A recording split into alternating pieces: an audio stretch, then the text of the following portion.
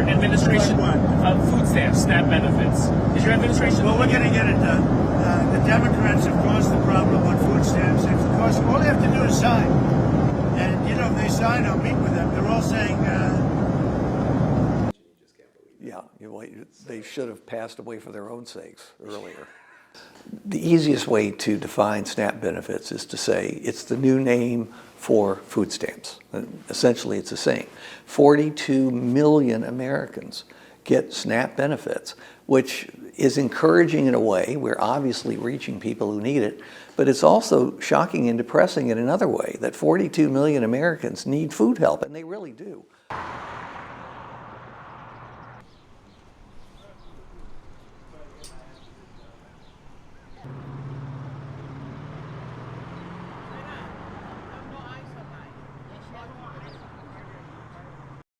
I don't know what I would eat because I rely on that to expect to eat for the month. That would hurt my pocket.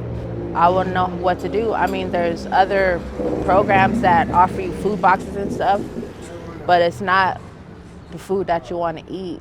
You can use your food stamp card and go anywhere that accepts EBT, and they'll take it. So that's good, you know, right? This program is a blessing. It's a very blessing to know that they are helping us and helping our kids and helping us be able to feed our children when we don't have jobs right now. Or we can't really get unemployment, or we can't get stuff like that. It's a blessing to know that they would help us like this.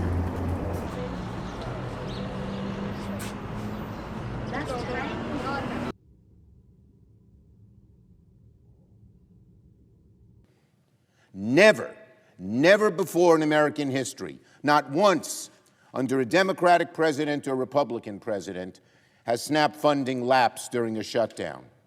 Not even in 2019 during Trump's last shutdown. In fact, Trump himself funded SNAP throughout that shutdown. So this argument that he can't do it, that he doesn't have the money, that it's not legal, is just bull. Self-serving, nasty, vicious bull. And he's saying, the hell with you. I need you to be my hostage for political purposes because I don't want to provide health care for the American people. Mr. President, the Majority Leader. SNAP recipients shouldn't go without food. People should be getting paid in this country. And we've tried to do that 13 times. And you voted no 13 times. This isn't a political game. These are real people's lives that we're talking about. And you all have just figured out, 29 days in, that, oh, there might be some consequences. There are people who run out of money. Yeah, we're 29 days in. It is sort of remarkable. I think things happen by degrees, and the boiling frog. I've noticed both Democrats and Republicans are not just acknowledging this as a problem, it's causing them to have more conversations, which they should have been having on October 1st to get things back running. And conversation is not a solution, but it's a first step.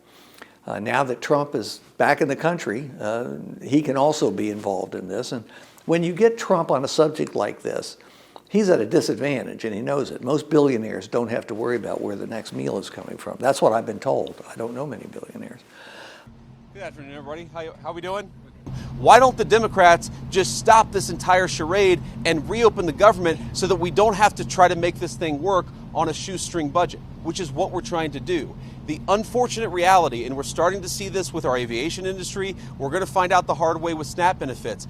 The American people are already suffering, and the suffering is going to get a lot worse. Not because the President of the United States has failed to make the shutdown painless. He's tried to do everything that he can to make it as unpainless as possible. The reason that pain is coming and the reason it's building is because we're not passing the clean bill to reopen the government. It's a very easy thing to do. But it's reached the people who make the decisions, and they realize as they think about it, this is potentially a disaster. They can get through a week or two. They can send extra money and food to the food banks. But if it goes on, then you can imagine what the TV pieces are going to be like every evening. It's going to be sad and miserable. Her next question question was. So that's why today I'm officially declaring an emergency. This is a food emergency, and I want to unleash every tool at our disposal to keep New Yorkers from going hungry. I have to be honest, no state, including our own, can backfill the money, because I'm going to tell you a number. It's $650 million every month is what we get from the federal government, our people do, for SNAP programs. We can't backfill that, but we have some strategies.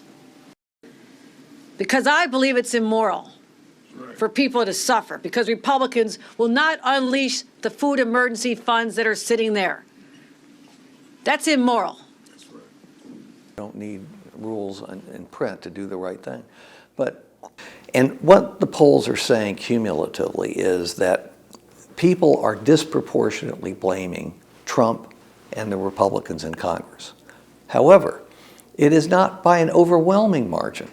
Democrats also have a sizable portion of the population blaming them. And then you have another part of the population, maybe they're the most accurate, blaming everybody, because it's always a bit of both. It tells me there isn't a clear edge for one party, but if you had to pick one, it would be Democrats, and that's what you would think would be true. Republicans control the White House, the Senate, the Supreme Court. You know, what else is there? The bureaucracy, they control that. And so my sense of it is that if Democrats find a way to end this soon, they will end it on a note that will help them, because the public's already tilting toward them. One other point. So I tell them that trash can over there is based on a design by Thomas Jefferson. He used wood and we used plastic.